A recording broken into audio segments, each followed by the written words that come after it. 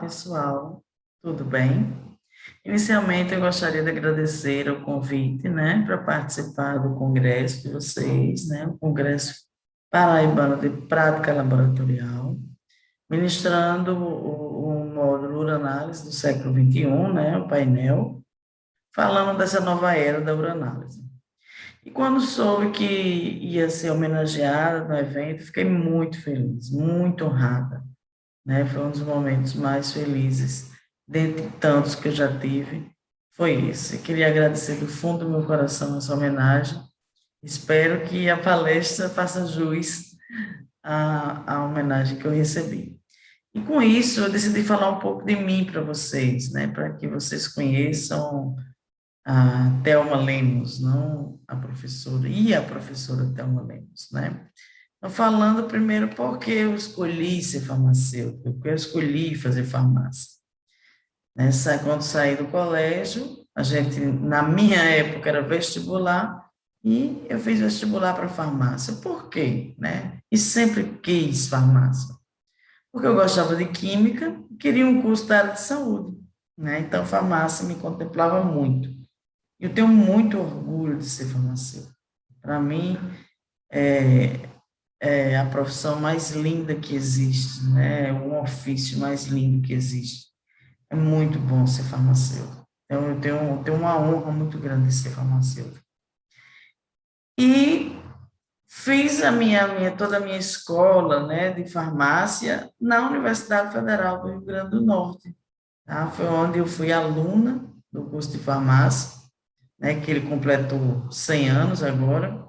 Fui aluna do curso de farmácia, né? Nessa universidade, além de ser acadêmica do curso de farmácia, eu também desenvolvi atividades de iniciação científica, né? E falo para vocês que é muito importante para o profissional, para a formação, para a nossa formação, fazermos uma iniciação científica, mesmo para a parte profissional, como para a parte de mestrado, quem quer fazer doutorado, quem quer ser docente, é uma experiência muito importante. Fiz 3 anos de iniciação científica, né, com bolsa, que me ajudou muito durante o curso todo, pois eu sou de origem muito humilde, né? O meu pai, ele foi pedreiro, né? Então, eu sou de origem humilde, precisava ajudar em casa, e era com a bolsa de iniciação científica que ajudava ir nas contas da casa, né?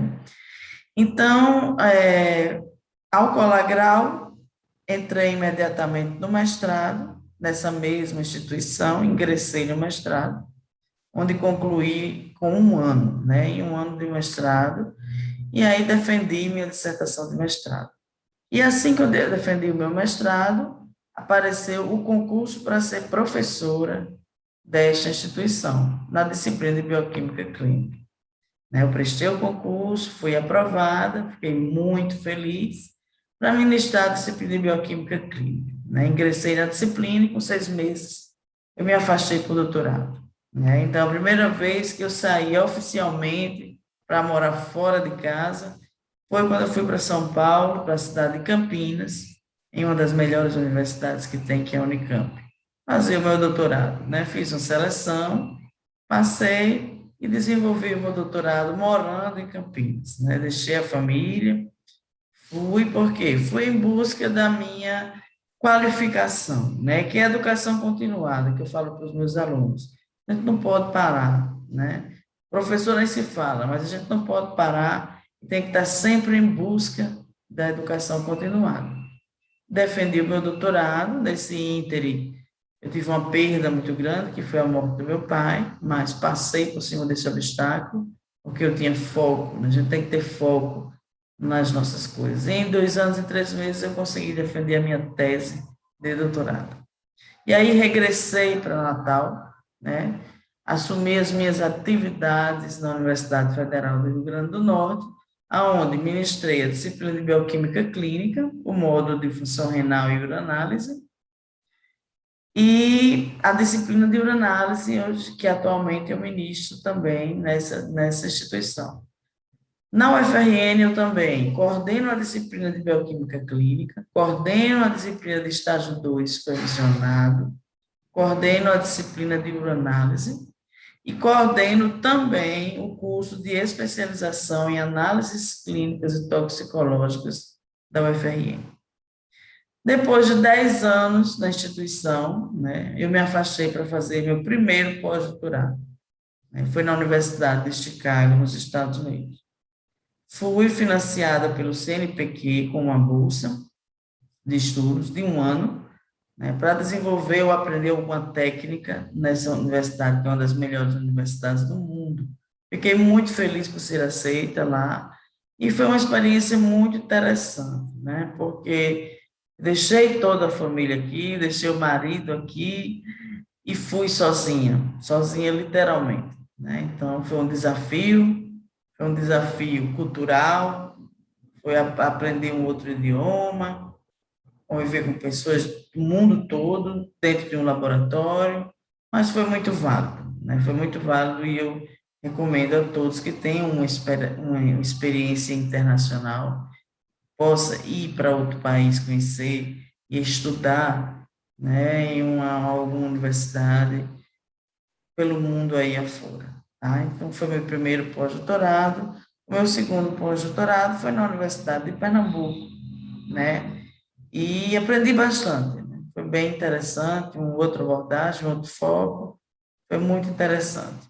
E meu recente filho, que eu digo, é o lançamento do meu Atlas, né? O meu Atlas de Uranálise, que eu sempre quis fazer fisicamente, porque eu tenho 2 e-books, 2 volumes, mas é na forma de e-book, não é na forma física para bancada.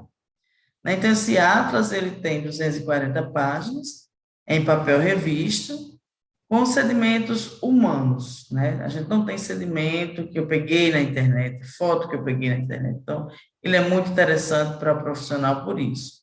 Aí tem fotos de sedimentos, imagens minhas, imagens dos meus seguidores, dos meus grupos, que eu agradeço muito, imagens dos meus colaboradores internacionais.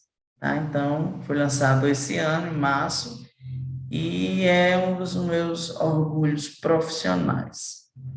Então, falando agora na urina propriamente dita, gente, a urina, ela foi o primeiro fluido na medicina laboratorial. Antes de Cristo, ela denota antes de Cristo, né?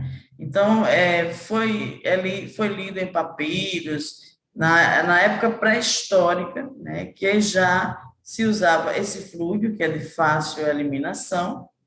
Observava, se juntasse urina e tivesse formiga, era diabetes. Se eles ingerissem a urina, tivesse um sabor adocicado, diabetes.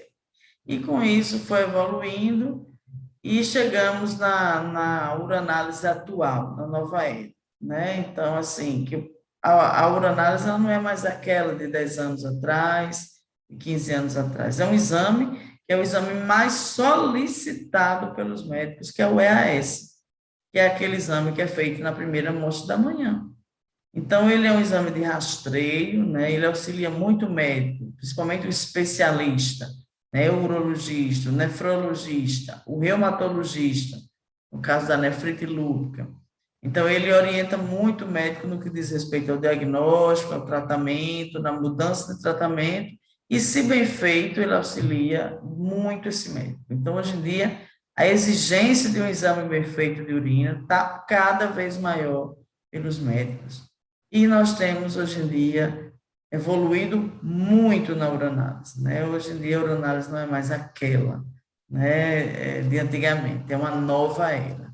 Então, eu vou falar para vocês desse exame, que é o EAS, né, em seus detalhes, para vocês conseguirem entender a importância dele, a associação clínica, né, de algumas estruturas.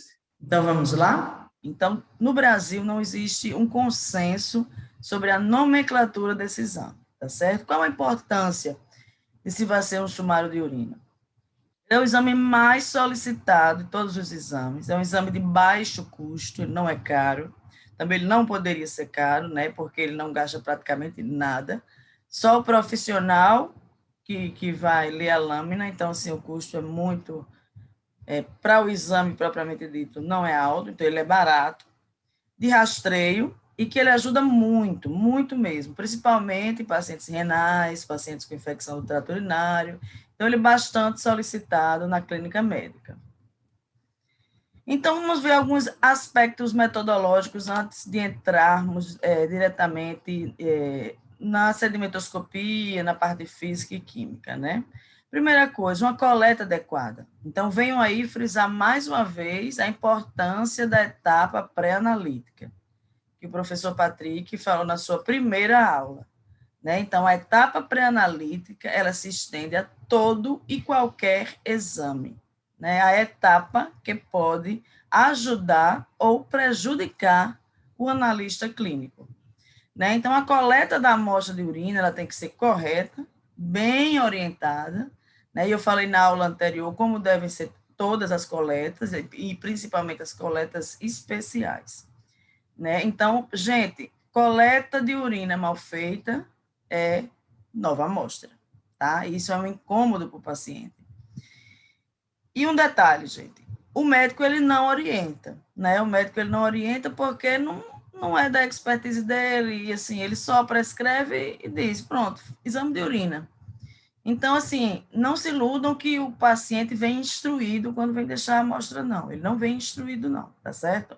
Então, isso cabe à recepção do laboratório, fazer algumas perguntas rápidas, ela ser treinada, fazer algumas perguntas rápidas que possam elucidar realmente uma boa coleta e conservação quando necessário ou não.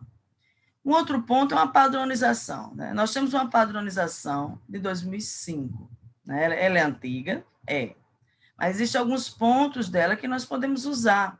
Não existe um CERN que poderia ser liberado de forma igual no Brasil todo, mas isso não acontece, né? Então, as pessoas liberam mais ou menos da forma que pensam, né? Existem algumas denominações que eu nunca vi na minha vida, né? Em livro, em artigo científico, em canto nenhum. Então, existem termos como incontáveis, né? Leucócitos incontáveis. Qual o valor de referência de incontáveis, né? Seria contáveis? Né? Então, assim, existem coisas que eu fico até assim, pensando quanta criatividade, né? Então, essa padronização, ela é antiga, mas ainda é vigente, e agora a BNT está se reunindo para dar uma atualizada nessa padronização, para ver se essas discrepâncias na padronização, elas diminuem, né? Para o laudo sair um laudo bem feito, né? Um laudo claro, porque quando o laudo é bem feito, claro e correto, o médico não tem a mínima dúvida do diagnóstico, do tratamento, ou na mudança do tratamento que ele vai fazer, tá? Uma boa microscopia, né? É bom você ter um microscópio muito bom do que 3 microscópios razoáveis, tá? Então, invista na microscopia. O microscópio dura muito, gente. Então, se você não tem uma boa microscopia, você já não tem um aliado a você, tá? Que vai dificultar a sua visualização, vai confundir um pouco estruturas parecidas. Então, uma boa microscopia é fundamental. Eu vou dar um exemplo aqui, que não são erros, gente, não são erros. Esse laudo aqui são mudanças que poderiam ter sido feitas que melhorariam esse laudo. Por exemplo, aqui, urina tipo 1, pronto, nesse local aí do Brasil, chamam de urina tipo 1, né? Então, pronto, aqui no exame físico, tem volume, aspecto, cor, pH e densidade. Atualmente, a gente recomenda que volume seja retirado do laudo. Por quê? Coloca 50 ml aí. Qual é o interesse desse volume para o exame? Nenhum. Porque na coleta, gente, despreza-se o primeiro jato, né, faz a higiene genital, despreza o primeiro jato, colhe um pouco e despreza o restante. Então, para que esse volume vai servir? E já escutei dos próprios analistas clínicos que isso são volumes que são colocados no computador, ou 30 ou 50 ml. Isso aí a gente nem discute, tá, gente? Nem discute. Então, o volume, se você quiser deixar, porque não, professor, eu quero deixar o volume. Você coloca o volume que vai ser centrifugado para obter o sedimento, por exemplo, 10 ml. Aspecto límpido, semiturvo e turvo. Cor, amarelo, amarelo claro, amarelo escuro, amarelo âmbar e outras cores. Por quê? O que são outras cores? São urina verde, azul, vermelha, preta.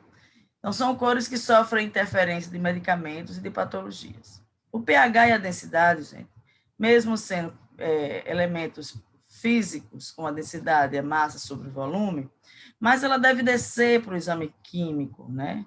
Que é o exame da fita reagente, ou da tira reativa, como chama.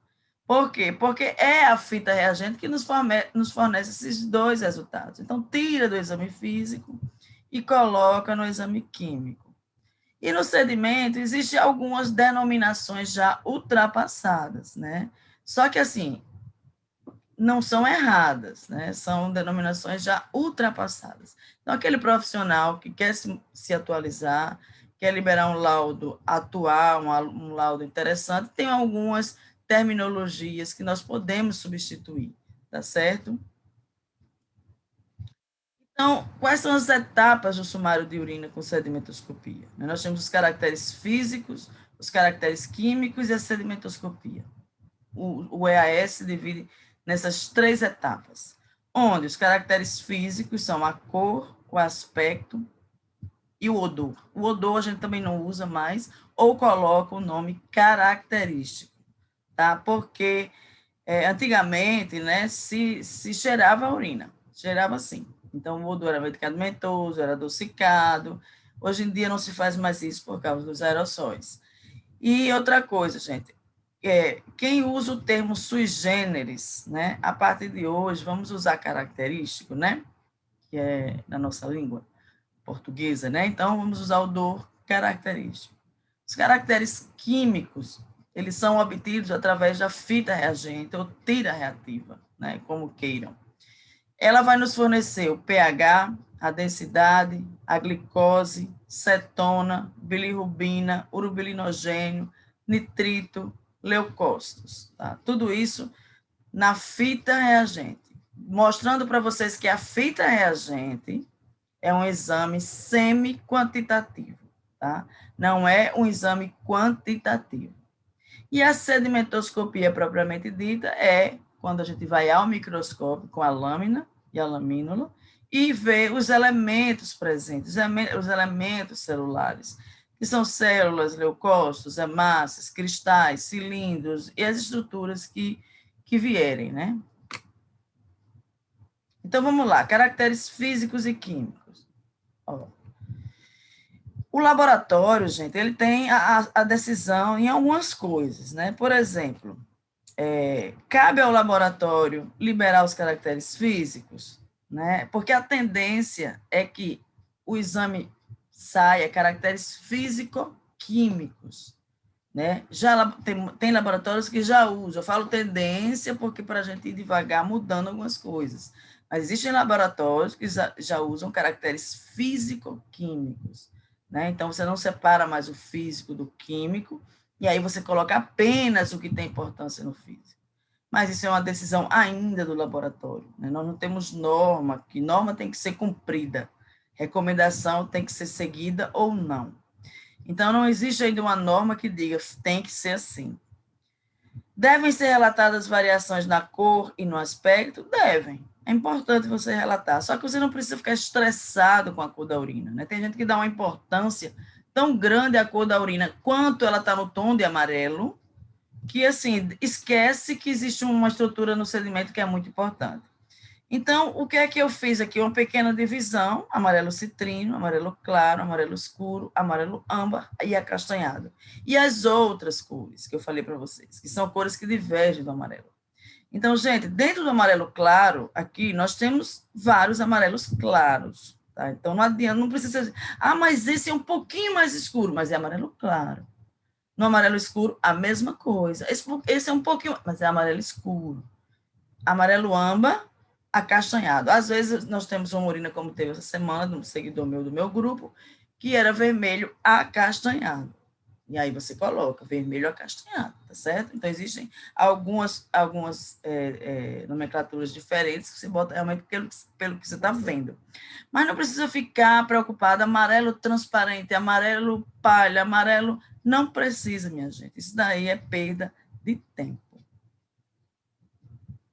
Olha as outras cores que eu falei para vocês, né? Nós temos uma urina amarela escura, né? Que já é uma urina que pode ter bilirrubina, ou pode ser uma urina que tem baixa ingesta hídrica, né?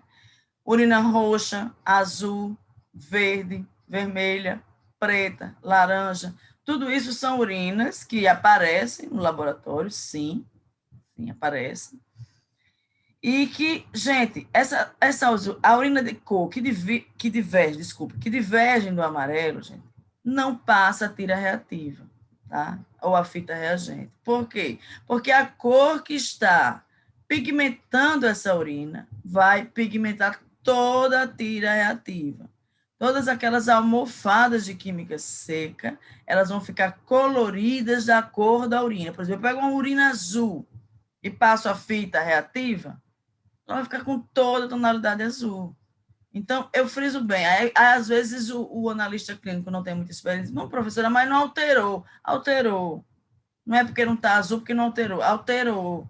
Porque você tem a química que está na urina, você tem a química que está na fita. Então, tudo isso tem a celularidade todinha na urina, né, que vai nos obter o sedimento. Imagine tudo isso reagindo quimicamente, né? Então, o pigmento, que é um medicamento que deixa a urina azul, é o pigmento dele que deixa a urina azul. Então, ele vai reagir também, mesmo que a almofada não fique azul. Então, eu já cansei de dizer, gente, não passa a tira, coloca uma observação. Não foi possível realizar a prova da fita reagente ou da tira reativa devido a uma forte interferência na cor da urina. Ponto. Urina verde. Então, o médico está satisfeito demais. Para ele, está satisfeito. O que não vai estar satisfeito para ele é ele pegar um resultado dos caracteres químicos que não tem consonância com a sedimentoscopia, tá? Por interferência. Aqui, o aspecto da urina, né? Ele pode ser límpido, semiturvo e turvo, né? O que é que turva a urina, gente? O semiturvo, você encontra partículas nadando ali na urina, né? Soltas ali na urina, nadando é outro, soltas na urina, e o turvo, você realmente vê que a turbidez obstrui a passagem da luz. O que é que turva a urina, gente? Leucócitos, hemácias, células epiteliais, bactérias e outras substâncias, como sêmen, muco, cristais, leveduras, contaminação externa, cremes vaginais, entre outros, né? Por isso tem que ser bem orientada. Se a paciente está fazendo uso de um creme vaginal para um tratamento, não pode fazer um sumário de urina. Ela não pode. Ela tem que esperar terminar o tratamento dela para poder fazer um exame de urina. E o odor, né, já é retirado do laudo em muitos laboratórios, né, mas quem quer manter, porque tem gente que se apega ao odor, então as pessoas que são apegadas ao odor podem colocar características. Aqui são as almofadas da fita reativa da tira reagente, da fita reagente da tira reativa.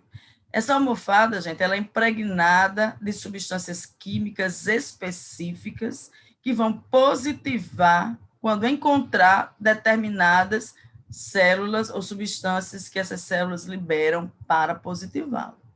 Tá? Então, vamos começar primeiro.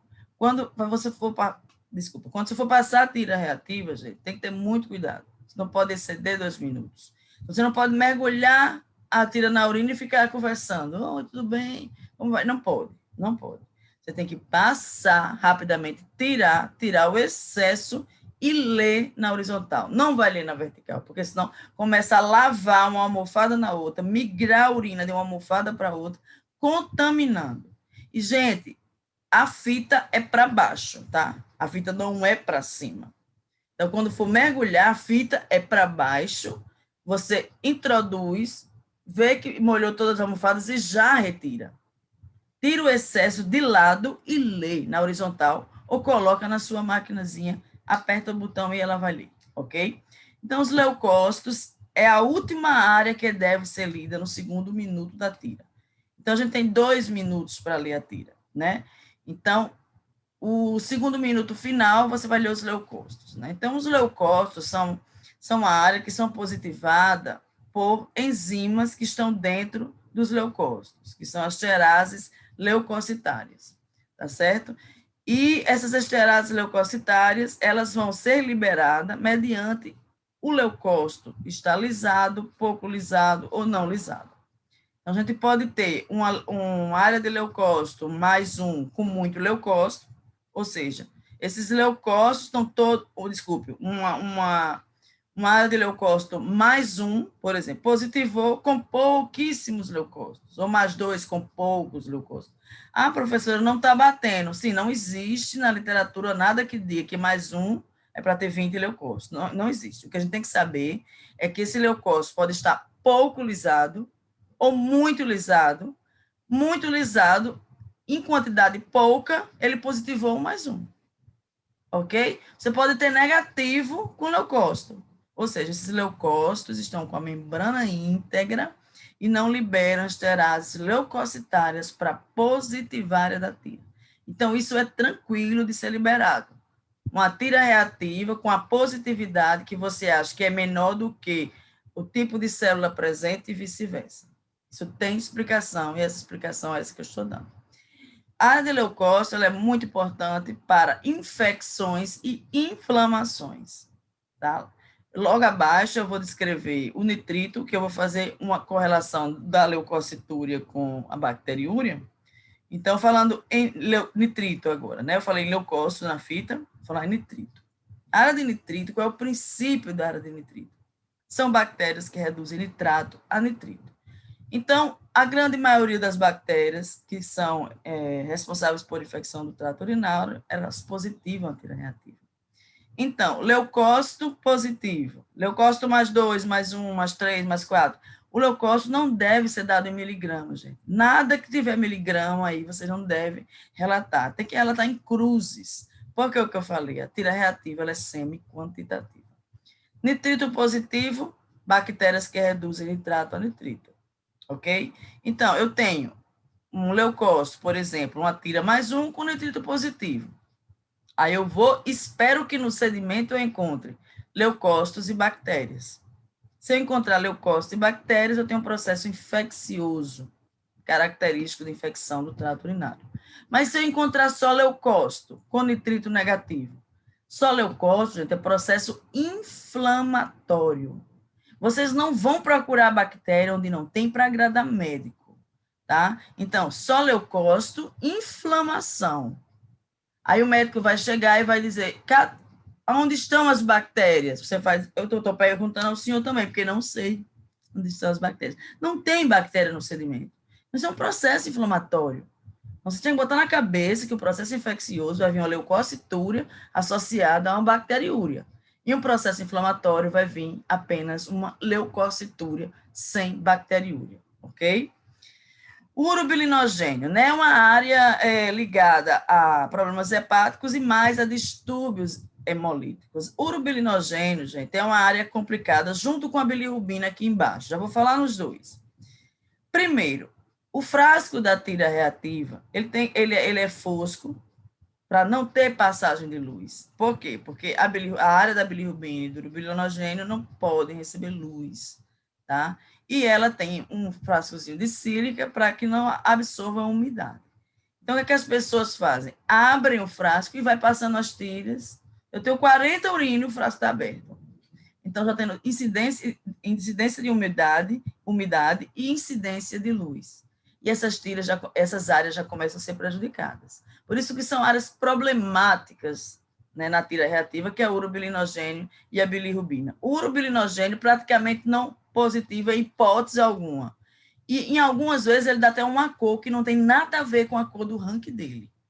Por quê? Porque ele é um achado de pouca confiabilidade. Tá certo? Então, mas o urobilinogênio você libera, tem 0,2 miligrama por decilitro, 1 miligrama por decilitro, 2, 4, você libera em miligrama por decilitro. Mas tenham muito cuidado com a área do urobilinogênio, porque é uma área realmente de pouca confiabilidade, de como eu já tinha repetido. E a área de bilirrubina também. Você encontra uma urina amarelo claro, ou seja, não tem bilirrubina ali, porque senão ela estaria amarela escura, âmbar, e aí sucessivamente, com bilirrubina positiva. Isso não pode, isso não existe, tá certo? Então, houve interferência na área da bilirrubina. Você encontra um sedimento de um paciente hepatopata com área de bilirrubina negativa. Então, bilirrubina e urobilinogênio são áreas que sofrem interferência e também são áreas pouco sensíveis, tá? Não são áreas que você confie, você tem que analisar bem quando for relatar essas duas áreas. Proteína, gente, é uma área importante, é uma área que não dá problema. Quem positiva, a área de proteína, tanto é que atualmente a gente não usa mais o nome proteína na tira, é albumina. Então, o que é que eu recomendo? Para os médicos, a gente sensibilizando os médicos, eles precisam saber das mudanças, né? Então, se você trabalha no hospital gigante, você não vai chegar para cada médico e dizer as mudanças. Mas se você trabalha num laboratório ou numa clínica pequena, você já pode listar as mudanças e entregar a eles. Mas, enquanto isso, você pode botar proteína, entre parênteses, albumina. Para vocês entenderem que quem positiva a área de proteína da tira é a albumina, tá certo? Único e exclusivamente a albumina. Pode haver alguma interferência de alguma outra proteína? Muito pouco, tá? Então, você pode ter um pouquinho de tan-ROS, um pouquinho de proteína do líquido seminal, muito pouco, tá? Que não vai configurar uma positividade significante ou nem vai positivar, tá? Então, não esqueçam disso, tá? Então, a proteína, você encontrou uma proteína na tira, você já vai pensar, pronto, estou com doente renal. Não. Muitas coisas positivam a área de proteína por uma perda rápida e leve de albumina, como infecção, febre, trauma, entre outros, tá certo? E não ser nada renal, ser uma coisa passageira, tá certo? Mas se essa proteinúria na tira, ela se repete, com 3 meses perto de outro sumário, continua, então aí vamos pedir uma proteinúria de 24 horas, eu já falei para vocês, ou uma microalbuminúria. Se o paciente nunca apresentou nenhum dano, nenhuma suspeita de dano renal, você passa uma microalbuminúria, que é o detector precoce, tá certo? pH, gente, o pH de uma urina, de uma primeira urina da manhã, ele é ácido, tá? Um pH da primeira urina da manhã alcalino, são pessoas que fazem dieta vegetariana, mas isso vai até 8, 8,5 no máximo. pH 9 é pH de urina velha. Então, passou a fita, deu pH 9, nova amostra, nem leia o sedimento. Então, o pH de uma urina recém-coletada nunca chegará a 9, nem que o paciente esteja fazendo uma terapêutica de alcalinização da urina e também tem de acidificação da urina. O pH da urina, ele gira ali entre 5 e 6, tá certo? Então, pH de urina 9, nem leiam. Quanto mais alcalino o pH, mais lisadas vão estar as estruturas no sedimento. Tá? Mais difícil vai estar para ler a estrutura na microscopia. Sangue. Sangue é uma área importante, é uma área que não dá problema, gente, e ela tem que estar em consonância com o sedimento. Se eu acho hemácias no sedimento, hematúria, eu tenho que ter uma positividade na minha área de sangue. Isso é fato. Tá? Então, aí vocês estão vendo em amarelo com alguns pontinhos verdes, isso daí são quando tem hemácias íntegras.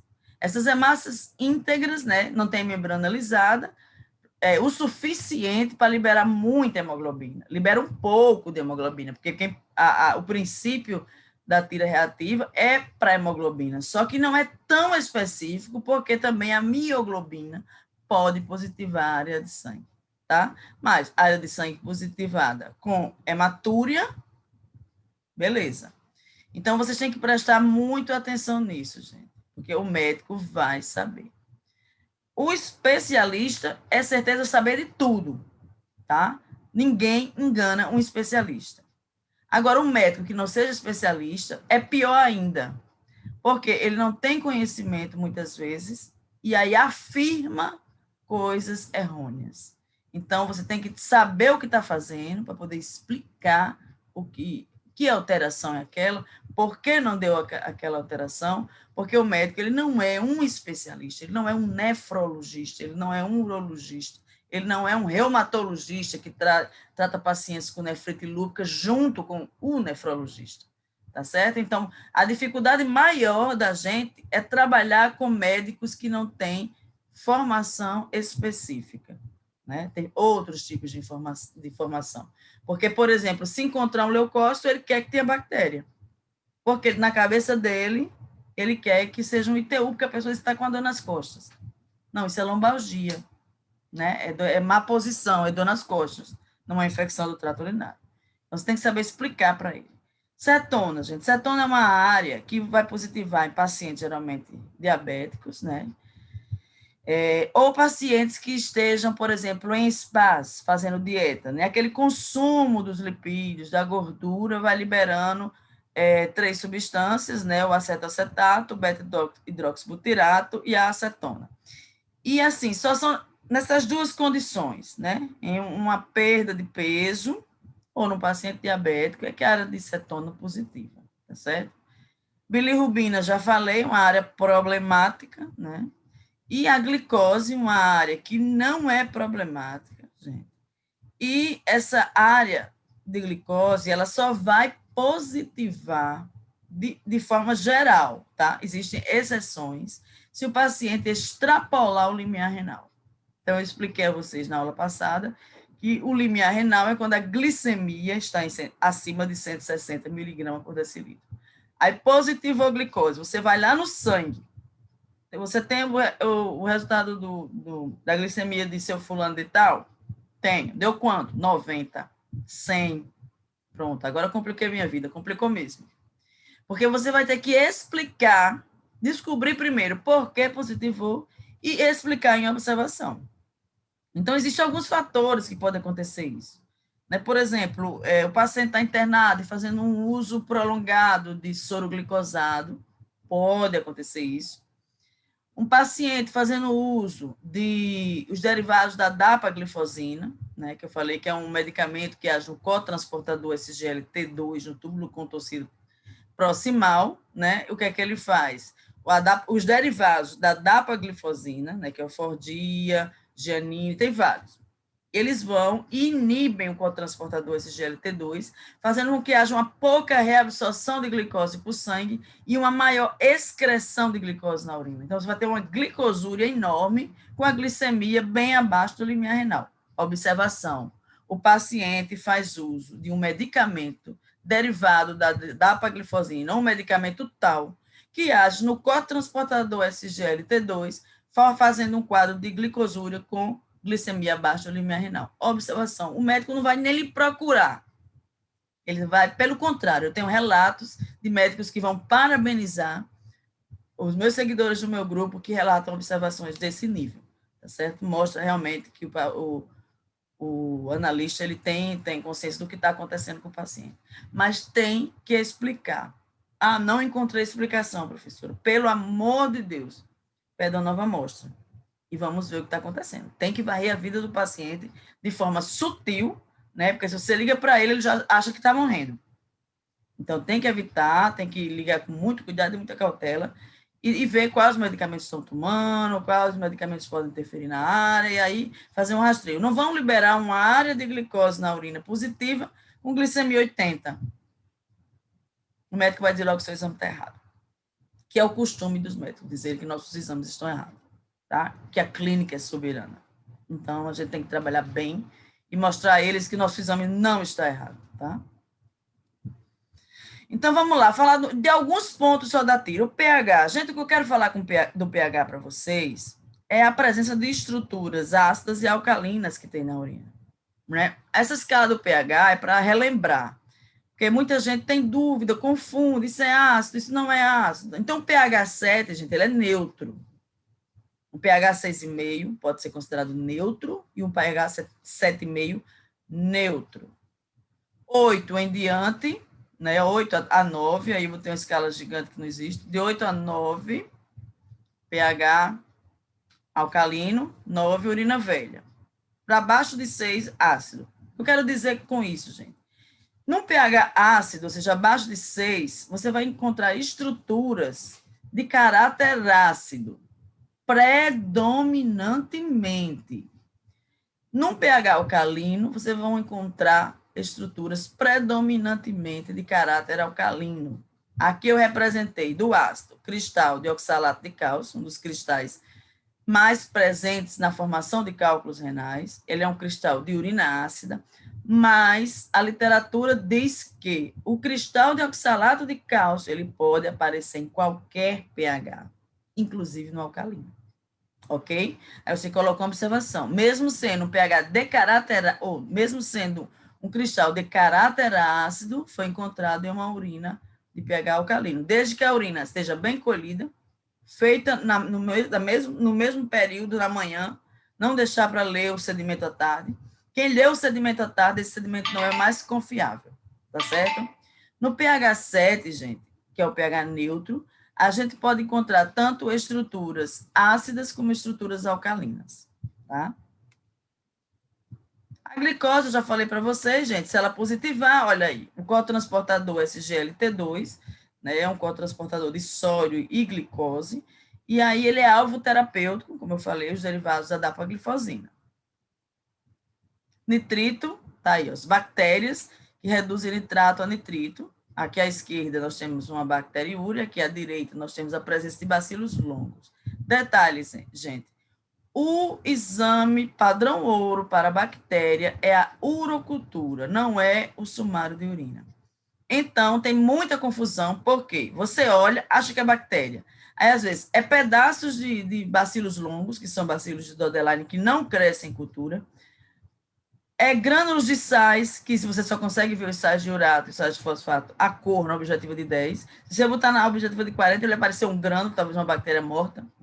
Então, a bacteriúria encontrada no sumário de urina, ela é muito subjetiva. Por quê? Porque nós não coramos o sedimento para a bactéria. Nem temos a obrigação disso. Nós temos que ter no sedimento bactérias viáveis numa quantidade X para que na urocultura cresça.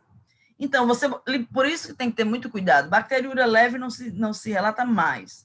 Porque há muito tempo, porque ela é do primeiro jato. Tá? Com certeza, a pessoa não desprezou o primeiro jato. E a bacteriúria moderada, como você libera, ou acentuada, enfim, tem que ter muito cuidado.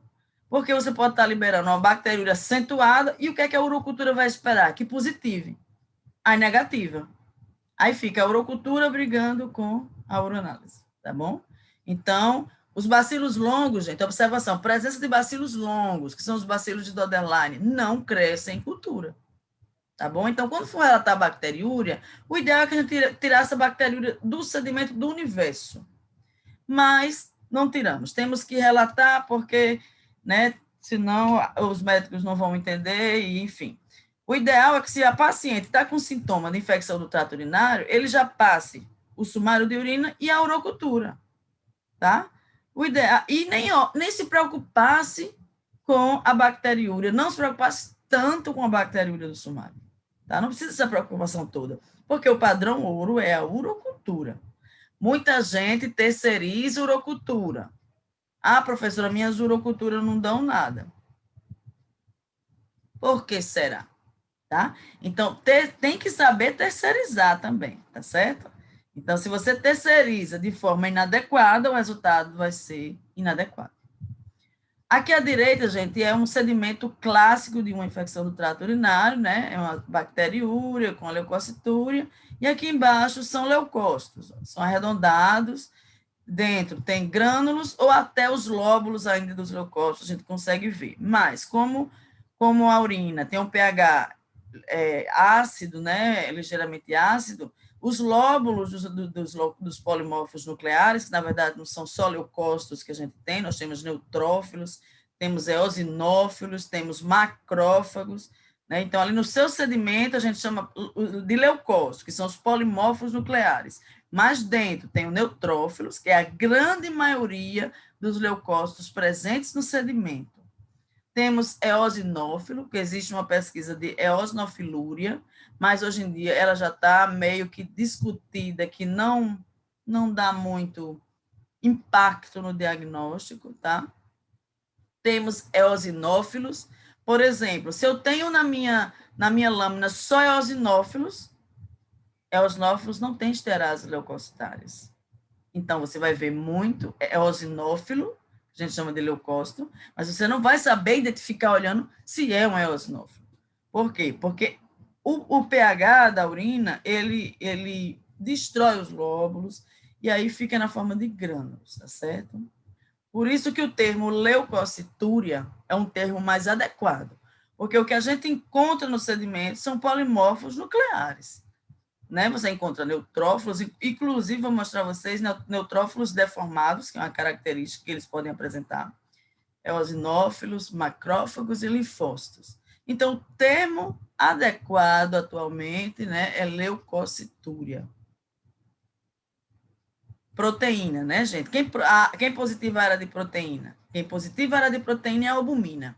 Então, existe uma confusão grande das pessoas com a proteína positivou, eu tenho que achar cilindro. Gente, quem forma a base do cilindro, a base proteica do cilindro, com exceção do cilindro sério, é a proteína, a glicoproteína de Tan Russell. Não é a albumina. Então, proteína negativa com cilindrúria, ok. Proteína positiva com cilindrúria, ok. Mas não é às custas dessa proteinúria. É às custas da proteína de Tan Russell. Ok? Então, não vamos... Muita gente diz, professora, a área de proteína não positivou, eu encontrei cilindro. Ok. Mas para a pessoa que ainda não está com um conhecimento sedimentado, para ela, que disseram a ela, né? Que disseram a ela, então uma quinta pessoa que está errada, porque é muito mais fácil eles errarem em cadeia, né? Aí eles falam, não, tem que positivar a área de proteína, mas é botar na cabeça da pessoa que quem positiva a área da tira é a albumina, tá? Então, a relação proteinúria e cilindrúria não existe. Pode ser que um pouco de Tan Russell, como eu falei, positivar a área de proteína, mas a área de proteína, se positivar um pouco de Tan Russell, tem albumina ali também predominante, ok? Então, não é regra, proteinúria negativa com cilindrúria, ok. Tá? Você não precisa ficar procurando uma proteinúria para você achar um cilindro, que são proteínas diferentes. Sangue, falei para vocês, olha, importantíssimo, né? Aqui, em amarelo, amarelo com verde, esses pontinhos verdes, gente, são difíceis de ver, tá? Tem que ter paciência, que é o que falta também nas pessoas. Então, tem um pouco de paciência, eu falo por mim mesmo, mas eu olho bem e vejo. Então, ela vai mostrar para você a presença de hemácias íntegras, tá? E a outra é hemácias lisadas. Aqui a figura está trocada, gente. Essa figura da direita são hemácias íntegras e a figura da esquerda são hemácias lisadas. Elas estão trocadas de lugar. Então, esse primeiro sedimento com hemácias claras, gente, a positividade é esverdeada. Porque ela está tão clara assim, porque ela foi perdendo o conteúdo da hemoglobina dela e vai se transformando até em hemácia fantasma. Hemácia fantasma, só vê o halozinho dela, tem que aguçar bem o olho, baixar a luz do microscópio, tá? Então, essas hemácias lisadas aqui, elas são positivadas nessa parte verde, viu, gente? É o contrário. E essas íntegras, tá vendo a membrana bonita, a hemácia bicôncava, ela é positivada na forma do amarelo com os pontinhos verdes, ok? Padronização, é o que eu já falei antes, né? A gente tem uma norma, né, de 2005, e temos uma recomendação da Sociedade Brasileira de Patologia Clínica e Medicina Laboratorial, que é agora de 2017. Tá? Então, a recomendação é interessante quando você acha interessante ajustar aquilo à norma ou ajustar aquilo à fisiopatologia. Porque um bom laudo é um laudo que é baseado em normas, recomendações e grau da fisiopatologia. Então, por exemplo, um cilindro é uma estrutura essencialmente renal, formada no túbulo. Um leucócito, não. Um leucócito pode ser normalmente, a gente pode encontrar leucócito sem nem ter ITU, certo? Então, quais são as estruturas que nós vamos encontrar no sedimento de significância clínica? Células, cilindros, lipídios, cristais. Então, vamos lá. Vamos para o sedimento. Então, a gente já preparou todo o material e vamos agora para o microscópio. Células sanguíneas, leucócito, eritrócito ou hemácia, células epiteliais, célula tubular renal, transicionais e pavimentosas. Começando aqui, os leucócitos, tá aí, ó, falando para vocês dos neutrófilos, são os polimorfos nucleares mais presentes no sedimento, né? Ele é mais frequente na urina, estão agrupados. pode apresentar protusões, bolhas ou alongados. Olha aí, a setinha branca mostrando. A pessoa fica em dúvida, isso aí, o que danado é isso, meu Deus? Isso é um neutrófilo, tá? Que está deformado, ele pode ter bolhas, é tipo bolhas, né?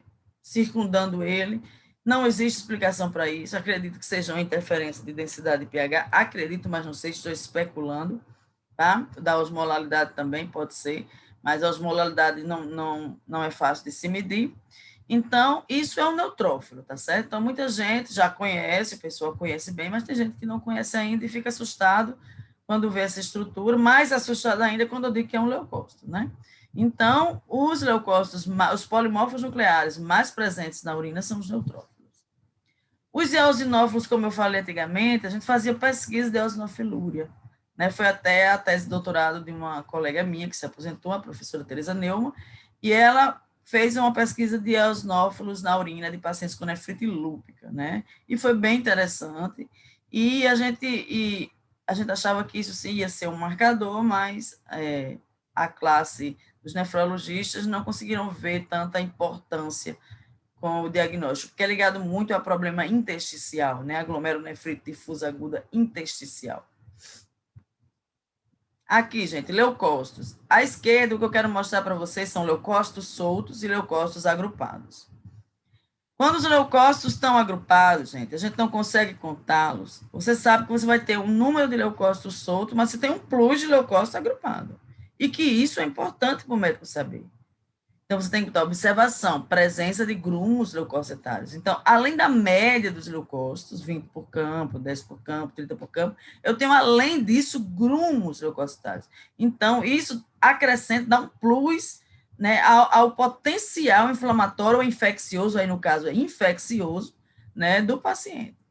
Aqui à direita, estou mostrando para vocês, isso é uma leucocitúria maciça. A recomendação da SBPC e da ABNT diz que deve ser relatado leucocitúria maciça impedindo a visualização das demais estruturas. Gente, não podem diluir o sedimento, porque você está adulterando a amostra. Você tem que pegar a amostra do jeito que ela vier e trabalhar do jeito que ela vier. Então, tem muitos analistas clínicos, primeiro, dilui com HCl, pronto, ele dilui com HCl e ele também solubiliza as estruturas que são solúveis em HCl, tá? Olha a inteligência. Dilui com solução fisiológica. Para que diluir?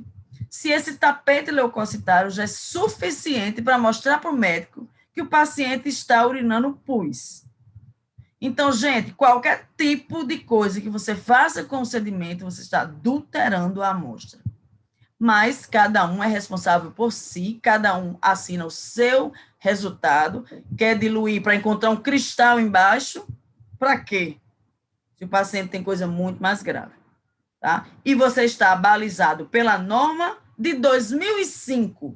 Então, a gente vê um profissional agora, em 2020, diluindo uma leucocitúria e uma hematúria maciça, tá? Isso é inconcebível, tá? Isso é inconcebível. Eritrócito e hemácia, nós temos de origem glomerular, não glomerular, ela pode ser macroscópica, que é aquela que você vê mesmo, a urina vem vermelha, e a microscópica. A urina é amarelinha, mas lotada de hemácia. Já é uma hematúria perigosa, tá certo? É uma hematúria realmente delicada. Então, vamos lá. Aqui, gente, é uma hematúria normal, ó, as hemácias estão bonitas, estão lindas, tá? Não houve nenhum dano no glomérulo, estão redondinha, beleza. Detalhe, gente, paciente menstruada, você tem que dizer, primeiro, se você encontrar um sedimento bonito assim, cheio de hemácia, você já... Opa! Sexo feminino. Eita, será que ela estava menstruada? Porque são hemácias muito bonitas, e na urina a gente não encontra hemácia tão linda assim. Aí você tem que ser um profissional sempre um pouco desconfiado. Por quê? Porque o paciente, ele gosta de usar do artifício da mentira, né? Então, esse artifício da mentira prejudica você. Porque se a menstruação para hoje, você tem que esperar mais 5 dias para frente para poder fazer um EAS de uma mulher que menstruou. Tá certo? Mas pode ser normal também. Então, eu digo que são os cuidados que a gente deve ter para que nós não respondemos por um resultado errado, ok? Aqui, gente, você pode ver esses eritrócitos, o que é que eles têm, né? O que é que eles têm na na membrana deles, que eles estão todos assim arrepiadinhos, né? Eles têm um dismorfismo, né? Só que é um dismorfismo eritrocitário não glomerular. Dismorfismo é alteração da forma. Então, eles estão simplesmente com alteração na forma deles por causa do pH da urina. O pH da urina provavelmente causou isso aí, ou até junto com a densidade.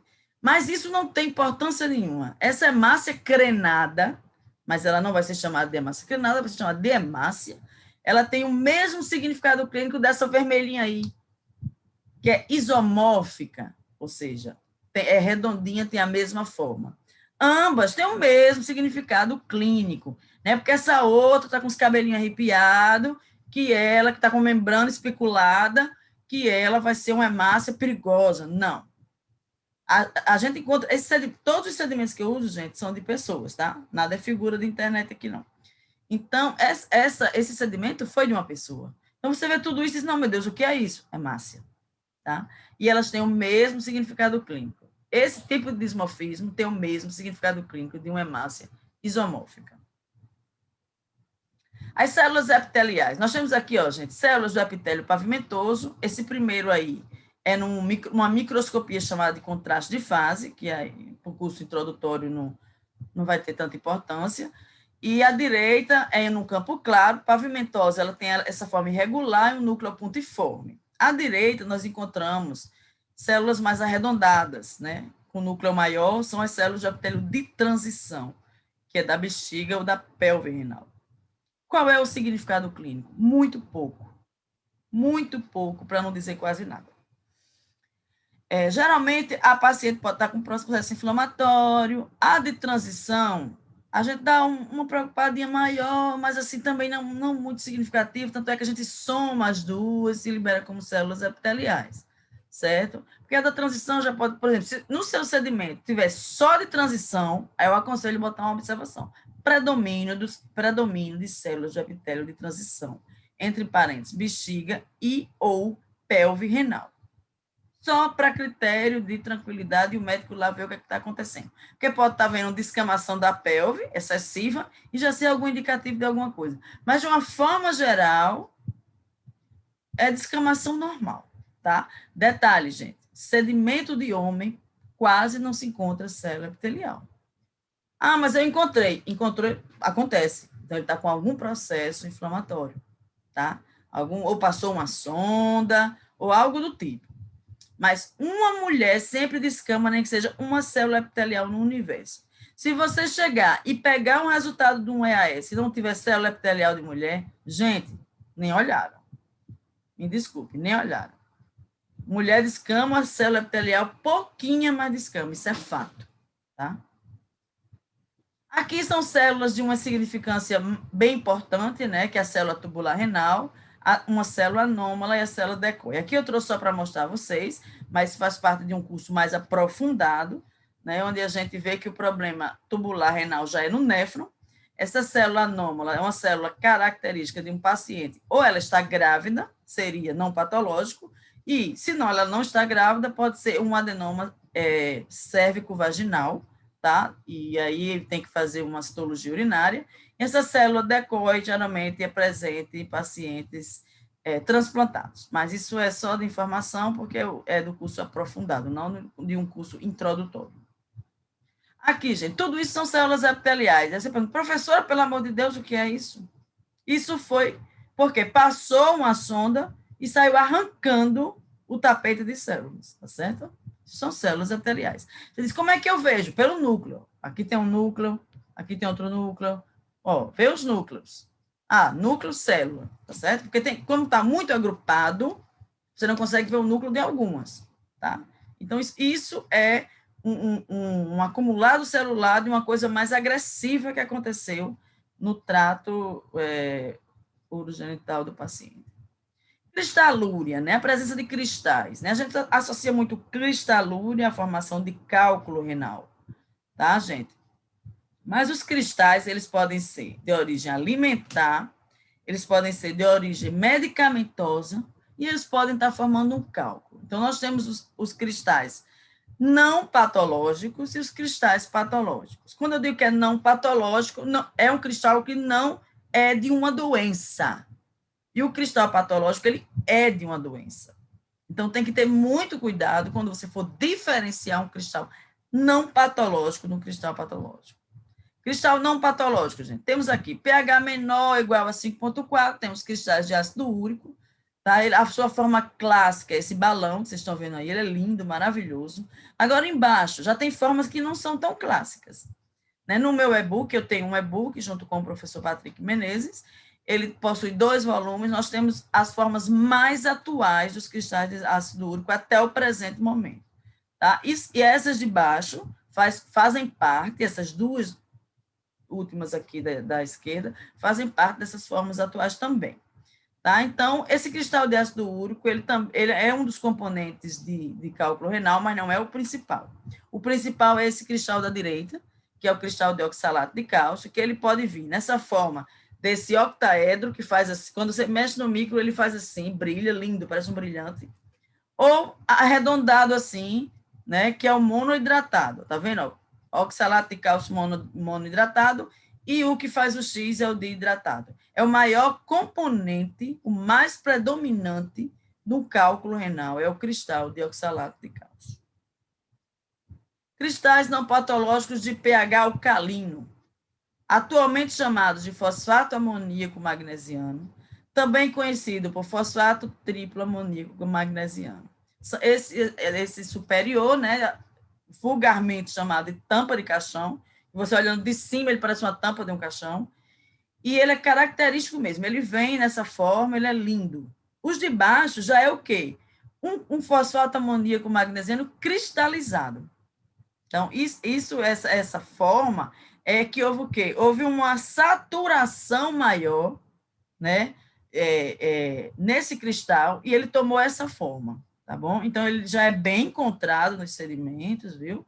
Pessoal, pelo menos o pessoal do meu grupo conhece, todos já conhecem, porque a forma clássica mesmo conhecida é a forma de cima, e essa de baixo não, ela já veio, já foi encontrada, já foi caracterizada, já tem artigos e tudo, que caracterizam, porque os artigos apenas caracterizam através de metodologias de infravermelho, de ressonância magnética nuclear, para caracterizar a estrutura química do cristal.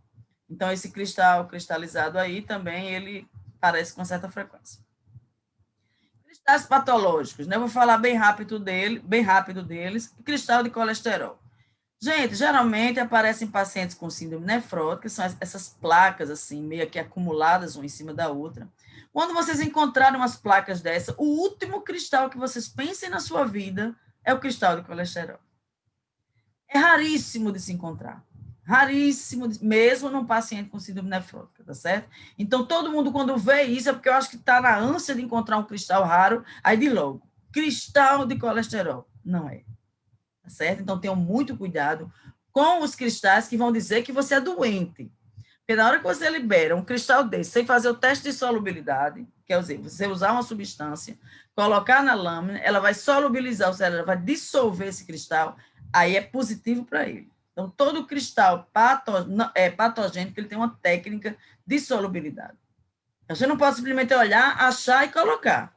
Porque se fosse o meu exame e encontrasse um cristal de colesterol, é um cristal da síndrome nefrótica. Aí eu iria processar você se eu não tivesse síndrome nefrótica. Cristal de cistina. Gente, ó, bem bonito, interessante, mas também é uma doença, cistinúria. Detalhe, o cristal de ácido úrico, ele é tão espertinho que ele pode vir na forma também de um cristal de cistina. Tem no meu e-book lá, bem direitinho. E como é que você pode diferenciar? Você pode usar a luz polarizada, que é um tipo de microscopia, que eu não vou aprofundar aqui, e você pode fazer o teste de solubilidade. Mas você não pode olhar, cistina. Não, não. Porque são cristais que estigmatizam a doença. Leucina também é um cristal de uma hepatopatia grave, raro de encontrar. Você pode ver que nesse sedimento aqui à esquerda está tudo corado de bilirrubina. Então, esse paciente ele deve estar com a bilirrubina de 15, 19, já vi bilirrubina de 20, tá certo? Mas você encontra estruturas que corroboram. Aqui tem o cristal de leucina aqui no centro, né, dessa figura esquerda, e mais acima, na diagonal, tem um oxalato de cálcio monohidratado. E abaixo, na diagonal, tem um corpúsculo adiposo oval graxo, que isso aí é para o curso aprofundado. Então, esse cristal de leucina também tem um teste de solubilidade, também tem uma solução específica que dissolve ele para comprovar, se você não tiver experiência de ver que ele é radial, ó, tem formas radiais dentro, ele tem toda uma característica. Então, na hora de liberar um cristal desse, sem prova de solubilidade, eu não libero nunca. Bilirrubina, gente, ó, é parece umas vassourinhas assim. É um cristal de uma hepatopatia também, tá? E o cristal de bilirrubina a gente conhece já meio que de cara, tá? Porque ele vai vir assim, mas sempre ele vai vir acastanhado. Todo mundo vê um negócio arrepiado, quer dizer que é cristal de bilirrubina. Sim, mas tá transparente, não é? Cadê a bilirrubina para impregnar no cristal? Para formar o cristal? O sedimento não está impregnado de bilirrubina. O paciente tem hepatopatia grave, ok? Então, teste de solubilidade também, mas esse daqui já dá para identificar. Quem tem experiência, só olhando. Dá para você identificar. Agora, tem que ter experiência, tá certo? Cristal de tirosina. Esse daí é que é raro. Né? Tanto é que essa agenda aqui é da esquerda, eu peguei da internet. Tive que pegar da internet. Por quê? Porque, assim, eu só vi cristal de tirosina uma vez na minha vida. Mas toda agulha que aparece, as pessoas perguntam, professor, isso é tirosina? Professor, isso é tirosina? Não, gente, é cristal precipitado por medicamento. Não é cristal de tirosina. Está na dúvida, faça a prova da solubilidade. Pronto, fechou. Raríssimo de encontrar. Então, vamos agora para as estruturas essencialmente renais, né? Que são os cilindros renais. Os cilindros, gente, eles se formam no túbulo contorcido distal e no ducto coletor. A sua matriz é a glicoproteína de Tan-Roswell e ele tem muito significado clínico. Né? O único cilindro que não é constituído pela proteína de Tan-Roswell é o cilindro sério, só que os pesquisadores ainda não encontraram a proteína que formam os mesmos, tá? Então, vamos falar primeiro desse cilindro bem clarinho. Ah, professor, eu não estou vendo nada. Não, vamos aguardar o olho adaptar a luz, baixa a luz, tá aqui. O cilindro hialino, ele é um cilindro de bordas paralelas, extremidades alongadas. Claro como o plano da urina. Então, ele tem uma baixa reflectibilidade da luz. Então, você baixa um pouco a luz do microscópio e você vê claramente. Qual é o significado de um cristal, de um cilindro hialino? Até 2 por campo é normal. Pode aparecer numa febre, num trauma, num choque, numa infecção, em outras coisas não renais. Para vocês terem ideia, o cristal hialino, ele é a base de todo o cristal. O que acontece? No túbulo contorcido distal ou no ducto coletor, devido a alguma alteração iônica, ocorre uma secreção dessa glicoproteína Tan-Roswell. Elas formam um emaranhado proteico na luz tubular. Esse emaranhado se compacta, formando o cilindro hialino. Tá certo? Então, esse emaranhado proteico frouxo, ele se compacta, formando o cilindro hialino. Você tem ideia? A literatura fala, os artigos falam, para você, um cilindro hialino ter uma significância clínica, você tem que ter pelo menos 20 para cima de cilindro hialino. Tá? Para vocês verem que ele tem um caráter não renal altíssimo. Aqui são os cilindros hialino em uma microscopia de contraste de fase. Essa microscopia de contraste de fase é uma microscopia que vê as estruturas tridimensionalmente. Então, quanto mais clara a estrutura no campo claro, mais escuro no contraste. Então, é o paraíso. Uma microscopia de contraste de fase é o paraíso para qualquer analista clínico. Não passa nada despercebido no contraste de fase. Aqui nós temos o cilindro leucocitário. Eu falei para vocês que a malha proteica de Tan-Roswell, ela se compactou e formou o cilindro hialino, não falei? Pronto, agora eu falo que a essa malha frouxa, o que é que vai se compactar? Leucócitos vão se emaranhar com essa malha frouxa, formando o cilindro leucocitário. Esse leucócito vem de onde, professora? Do glomerulonefrite, provavelmente. Tá? Porque quando o paciente está com a nefrite, ela está com inflamação no néfron. Então, o que acontece? No glomérulo, mais precisamente, uma glomerulonefrite difusa aguda, e quando quando está com alteração nessa permeabilidade por algum motivo patológico, ocorre uma migração de citocinas pró-inflamatórias para o local, de células, dos polimorfos nucleares, as células de defesa vão para o local, então vão leucócitos para o local. Então, tanto você vai encontrar o leucócito no sedimento como o cilindro leucocitário. Agora, gente, não existe cilindro leucocitário sem leucócito no sedimento. Se você acha que é um cilindro... Ah, professora, é um cilindro leucocitóide. Deu quanto de leucócito para o campo? 0. Não é, minha filha. Não é. É alguma outra coisa. Tá entendendo? Porque tem que ter estrutura também no sedimento, que justifique a presença do cilindro. Tá? Aqui é um cilindro hemático, lindo. Então, a hematúria aí é de origem glomerular, ou seja, passou a hemácia pelo glomérulo, que não é para passar. Eu disse na aula passada, num glomérulo normal não se passa nem proteína, nem células sanguíneas.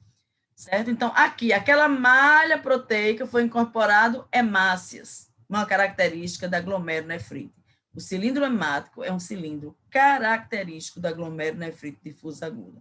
Qual é o valor de referência, gente, desse cilindro? Tirando o hialino, todos é 0 por campo. Se eu encontro um cilindro hemático, ele tem relevância. Geralmente vai vir associado a uma hematúria e outros constituintes que vão fazer um quadro de uma nefrite. Aqui é um cilindro chamado sério. Esse cilindro que está ainda se estudando qual é a matriz que forma ele. Mas ele é um cilindro de extrema importância. É um cilindro de doença renal, tá? Ele é um cilindro de doença renal. E ele ou pode vir com as reentrâncias do túbulo, mas sempre que... E ele demonstra que o paciente está com estase urinária, né? Então, e ele sempre que se desprende do túbulo, ele quebra. As suas extremidades não são arredondadas, ele sempre quebra. Por quê? Porque é de uma doença mais cronificada. Então, ele fica mais tempo no túbulo, e aí ele se desprende do túbulo e quebra, tá certo? Então, o cilindro sério, ele pode vir na forma realmente... Essa cor que você está vendo com grânulos, poderia ser só uma corzinha, como se fosse uma cor de vela, cera. Por isso que chama ceroso. Mas nós temos os cilindros serosos com grânulos também, que antigamente chamava seroso, granuloso fino, seroso, granuloso grosso. Isso não chama mais, é sério e acabou. Porque a granulação dele é o mínimo. Ele, por ser sério, é a importância do cilindro. Essa coisa maravilhosa do universo é um cilindro epitelial. Gente, isso já é mais aprofundado, mas eu coloquei para vocês verem. Ele é composto por célula epitelial, célula tubular renal. São células do revestimento do túbulo do néfron. Então, não é um cilindro comum de aparecer, tá? Se você encontra um cilindro desse, vai encontrar outros também, e célula tubular também no campo. Pode observar o núcleo, esse azul bem no centro é o núcleo, o restante é o citoplasma, então é a célula tubular, que ela é pouco maior que um leucócito, tem um núcleo excêntrico, tomando quase toda a totalidade do citoplasma. Aqui, gente, chama-se cilindro graxo de lipídios mesmo, né? Eu coloquei aqui para vocês só terem uma ideia que o paciente com síndrome nefrótica, ele perde lipídios na urina, e aquela malha glicoproteica que eu falei, esse lipídio se incorpora nela, formando esse cilindro graxo, e essa cor verde, ela brilha muito na microscopia.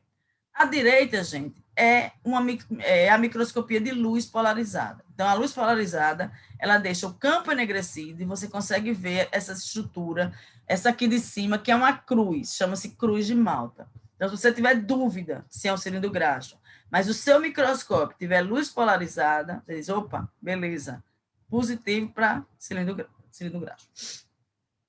Aqui, gente, essas estruturas que eu apontei são corpúsculos adiposos ovais graxos, ou seja, são de duas formas. Célula tubular renal, ou seja, a célula do túbulo renal, que fagocitou esses lipídios que eu falei, né? Geralmente é o paciente com síndrome nefrótica, ou macrófagos, que fagocitam lipídios, todos formando o corpúsculo oval graxo. Aqui é um cilindro largo. Gente, um cilindro largo, geralmente ele é sério, mas ele é de extrema importância. Tem que citar o cilindro largo, porque é o cilindro da insuficiência renal crônica. Tá? A insuficiência renal crônica, ela tem vários estágios. Então, você está dizendo para o médico, vai ter um cilindro largo, aí nesse sedimento vai ter cilindro sério, vai ter uma festa, uma cilindrúria, uma festa de cilindros. Mas o cilindro largo, no objetivo de 10, ele vai se destacar pelo tamanho dele, pela largura dele. Então, essa largura dele mostra o quanto o túbulo dele está distendido, né? Quanto o túbulo dele está danificado. Então, você tem que relatar a observação, presença de cilindro largo, tá? Porque você está dando mais uma informação para o especialista, ok? E aqui, gente, é um cilindro misto. Olha que coisa linda. Nesse cilindro tem hemácias e leucócitos, tá aqui. Ó, leucócitos apontados aí. Hemácias são essas bolinhas mais roxinhas. Ele está dessa cor, gente, que ele foi corado, né, com um corante Sterheim Malme, e por isso que ele está colorido. Geralmente a gente lê a fresco, normal, sem coloração, tá certo? Aqui é só para ilustrar, porque é de curso mais aprofundado.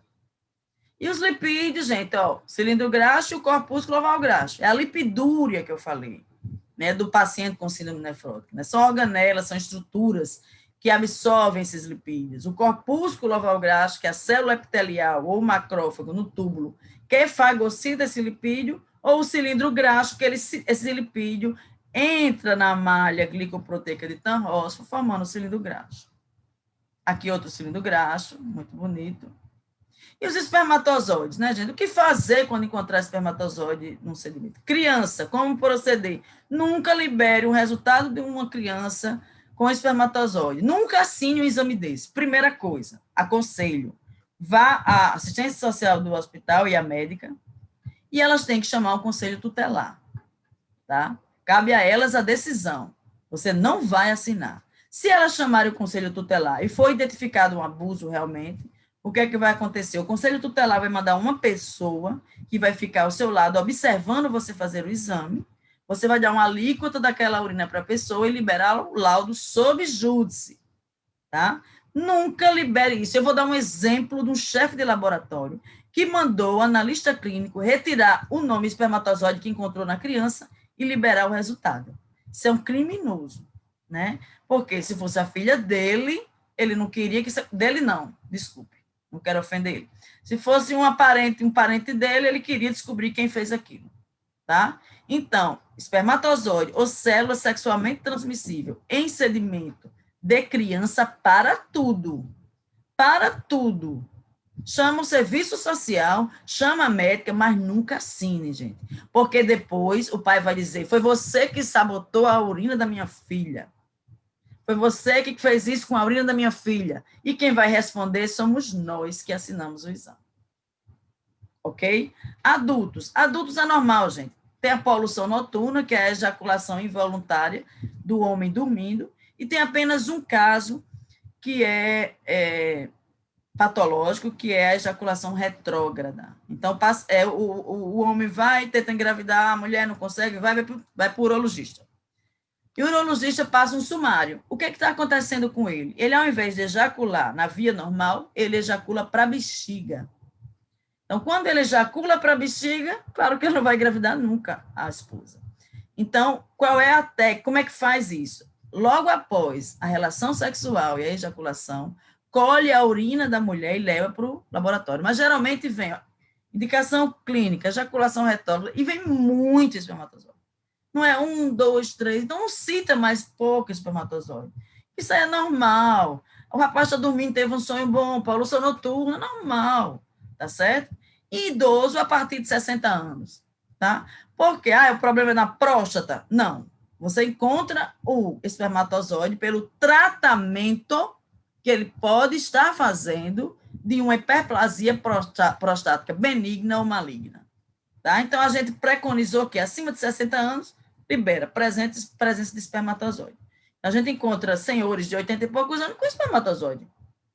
Né? Das duas, uma. Ou ele está em boa forma, ou ele está já no tratamento prostático. Tá bom? Obrigada, gente.